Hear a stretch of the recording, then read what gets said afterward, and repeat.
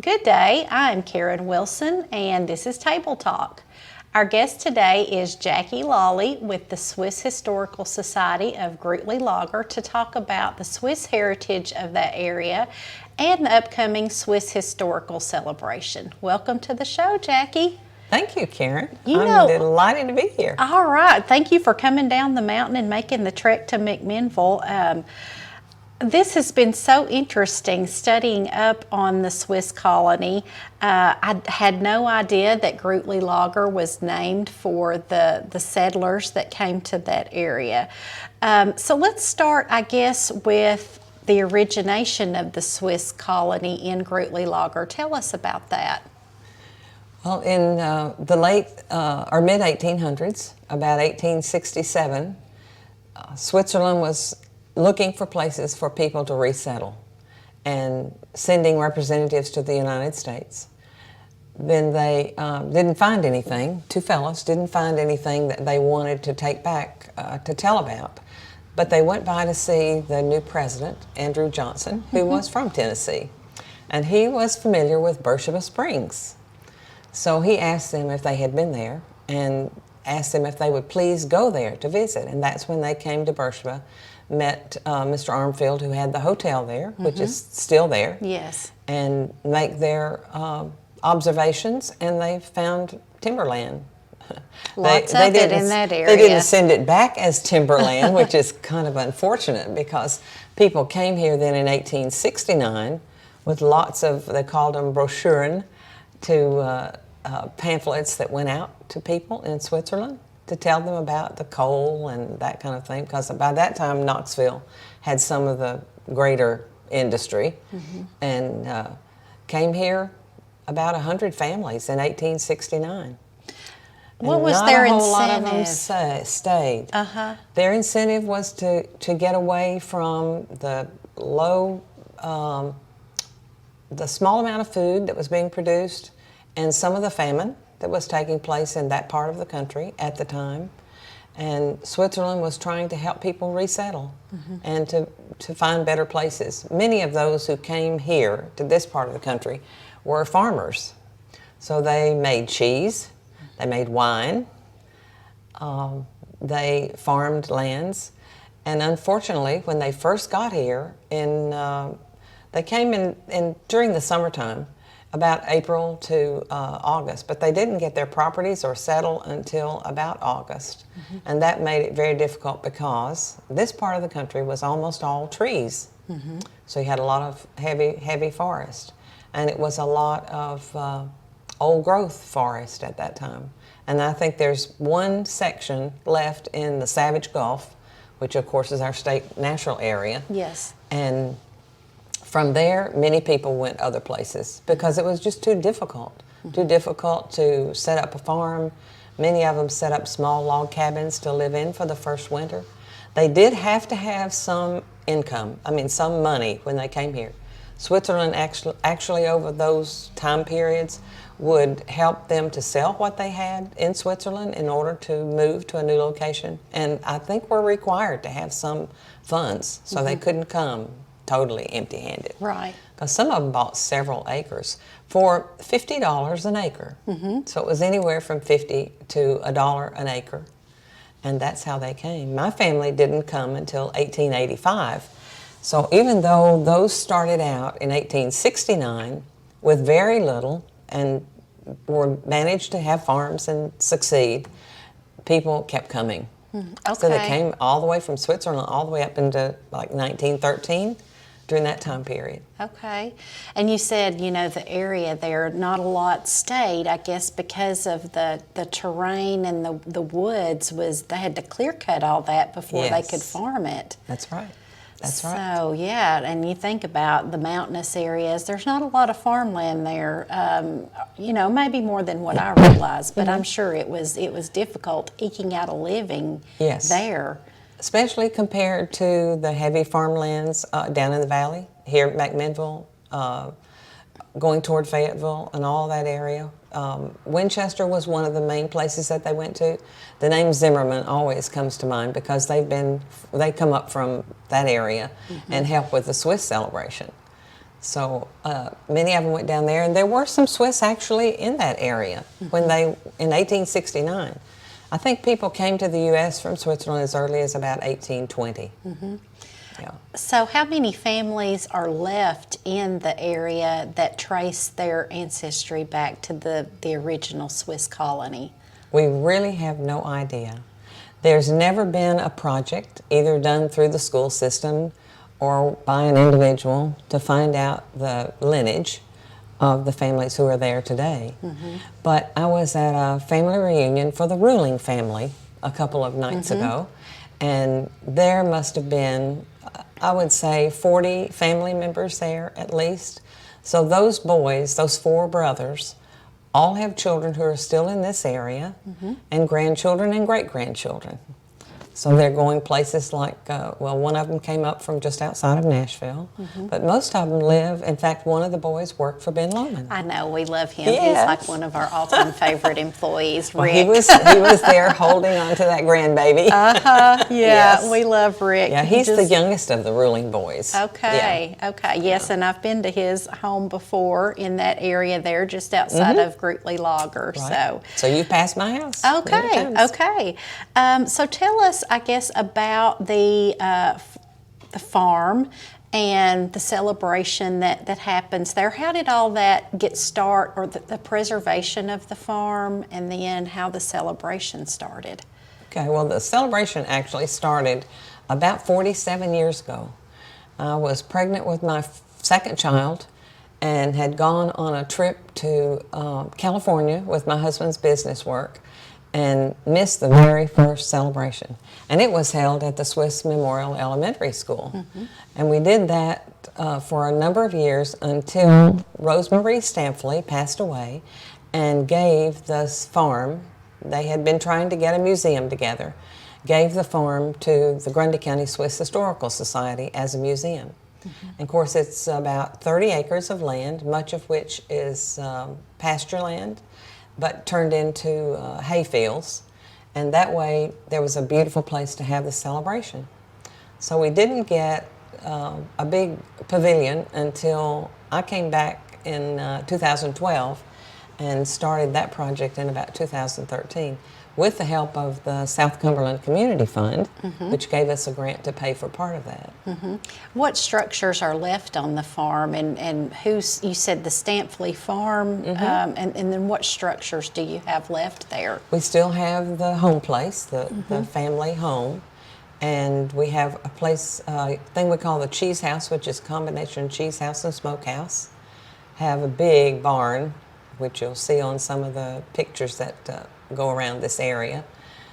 Have the pavilion now, and then we have a shed that we call the wine shed, which was actually a former corn crib and a space for Mr. Stamfley to park his little black pickup truck. Then there's what we think is the original log cottage, which is really in a bad state. So we're hoping someday that someone will be kind and generous and help us rebuild that building, because it's deteriorated quite a bit in the last, it's been 20 years now since we've been having the celebration there. Right, right. Takes a lot to keep Then we have the caretaker's cottage, which was built through funds that she left with her estate.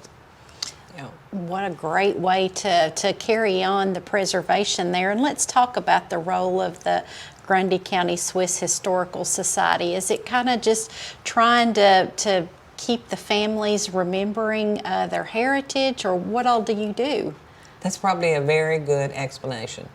It is to preserve a piece of history and a way of life that many people come to see. And it's not just the young people. I would really like for the school system to have in their program a day when a particular class, like the 5th grade or somewhere they begin to become aware of their history a little bit, would have a day when they bring them to visit the farm. Once in a while, I've had classes from the Swiss school come over to my farm because I have the larger grape vineyard right in that area. And they'll come over in the fall and they get to pick grapes and eat grapes. Yum. And taste grape juice. Yeah. Because I usually make up at that time, I make up grape juice for the kids to have. So that's happened and I think we'll continue that. Now, does the wine part come from Switzerland and the mountainous areas and them having the vineyards on the mountainsides? Is that kind of where that Yes, that's where that comes from. Okay. Yeah. And then you always think of chocolate and cheese when you think about Switzerland, two of my favorite things. Yes. So, well, Miss Cleo from the Swiss, from the what we now call the Stoker Stamfley Farm Museum, Miss Cleo was the primary cheesemaker remaining a number of years ago. She made cheese up until she passed away. So there were cattle on the property up until Rosemarie made cheese. She was not as successful. She was a teacher, actually. But she tried to keep up the cheese making so we would have it for the Swiss celebration. But her mother just sent cheese all over the United States. There were people who she would mail cheese to them. Yeah, we were talking about family in Wisconsin, and of course they're known for cheese, and how when they come down, we love them to bring cheese with them from Wisconsin because it's just always wonderful. And there's an art form to that, and as you said, not just anyone can just whip out cheese. That's right. That's right. So there's so many fun things going on. Let's talk about, we've got a beautiful rendering and flyer here for the event coming up, the Swiss celebration, Saturday, July 31st. Pretty much runs all day from 10 a.m. to 5 p.m. Let's talk about some of the stuff that's going on. One of the things that I found was this polka band from North Carolina. Tell us about them. Okay, they are a Bavarian German band. I mean, that's the kind of music, not that they are of that lineage, I don't even know that. But they do a lot of Oktoberfest celebrations in North Carolina. In fact, they do events, I noticed on their map that they cover Tennessee, North Carolina, South Carolina, Kentucky, about, I guess it's close to a 50-mile, well, it's more than a 50-mile radius, but a pretty good distance. And they've been coming here for, I think, 3 years now to do, and they'll even teach people, during the celebration, they'll teach people to do the polka, and they play almost all day. They'll take a break for lunch, and sometimes we're able to have another band, but a lot of the bands right now in this area haven't done much. Bazania has come and played for us before, but they have not gotten back together. They hope to be back together later on this year. And of course, the band that's coming, it looked like a dress and the full regala of the lederhosen, the hats, and then it's a family, you said, so there's all ages that participate in the band. There are a number of family members who participate, and they perform all over the area. Yeah. Well, I pulled up a video of them on YouTube, and they were a lot of fun. Yes. And to see the authentic clothing, and it's just a lot of fun. And then to hear the music is always fun. I think of the chicken dance, of course, when I think of a polka. But interesting music, too. And they do the chicken dance. Yeah. And what's really fun is we have two ladies who sometimes will come in costume, and they encourage it. So we're not sure if the lady from Tullahoma will be there this year. I always encourage her to take her trip to see her children in Switzerland. I encourage her to be here for the end of the year, end of July, so that you can help us at the farm. Yeah. So let's talk about the other things that go on that day. Lots of fun things for the family to do. We'll have, of course, tours of the farm. Everything will be open for the day. The barns, the house, and we'll have one lady who will give all kinds of explanations inside the farmhouse of what it was like there. And we'll have memorabilia, we'll have souvenirs. Of course, we encourage people to become members of the Grundy County Swiss Historical Society and help support the farm and take care of it. And then hopefully we'll have hay rides. In fact, I am still in the process of looking for a wagon master. I was given the name of So we'll put that appeal out there. Yes, I was given the name of 2 more people yesterday to call. That's one of the things. We had a fella from Rock Island who did it for years, had a beautiful wagon made here in McMinnville, and he was just the most wonderful thing. He did not put that on a wagon and take it up. He drove that wagon from McMinnville, or from Rock Island, all the way up to the mountain to do his day activity. So that was it was really special. Then we've had a covered wagon from Danny Roberts in Palmer, but that hasn't happened in the last 2 years. So sometimes we get an antique tractor that pulls a wagon with hay so the kids can ride. And kids, I say kids, families will go for a hay ride because we take them out through the woods on the farm. Then we usually have things like a little bounce thing of some kind for children. We have had cornhole tossing and horseshoe, but we'll have vendors of things like wooden bowls, live edge tables. That's a very popular item by Desi. Desi does wonderful woodwork and lives in Grundy. So we like to have him come in. He's dedicated that particular day to his one place that he'll go now. He just comes to the Swiss celebration. Those are beautiful pieces of furniture. Yes. We'll have baked goods from Dutch Made Bakery. We'll have, there's a fellow who does donuts, little donuts. So we'll have him there. Then quilts. The Heritage Center in Tracy City will bring out books for the history of Grundy County and the Plateau. So those are some of the things. We'll have leather goods, canned goods. So those are some of the vendors we'll have for the day. That sounds like a fun day. We've had some great weather in July, and we hope that continues on for the celebration on the 31st, but it will be rain or shine. Is that correct? Yes, it is rain or shine, especially since we have the pavilion. And oddly enough, let's see, the pavilion was about 2013. Since that time, we have not had a heavy rain. But before that, we would have tents from big funeral homes, the big tents. Yes. Oh, you'd have water dripping down between the two on your table. And I will mention, you've got the address here. It's 328 Swiss Cemetery Road, Grundy Lager. If you know, you could always, is it around the school at all? Or it's just not on close past to the that? school. Okay. If you're coming from the intersection of 108 and 56, it is before the entrance to the school on 20th Avenue North. Okay, all right. And you can always go to the, you've got lots of information on the internet. You can Google Swiss Colony of Grundy Lager, anything like that, and usually it'll pull up all the information. I think there's a Facebook. There's a Facebook page. In fact, I just posted a little comment on it this morning. Okay, Yes. all right. Well, Jackie, thank you so much. Lots of interesting things going on.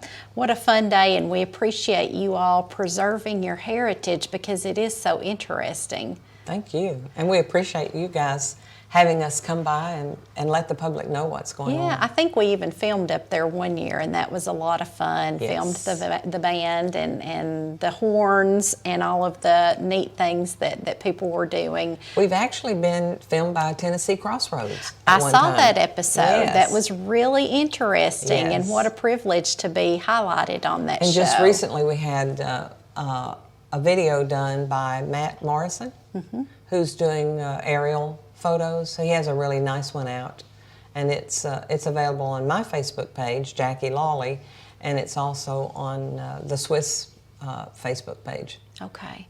All right. Well, thank you so much, Jackie, for You're making welcome. the trip down from Grootly Lager to McMinnville so we could talk about the celebration and the interesting Swiss heritage of the area. And I'll say also thank you to the viewers for watching again this week.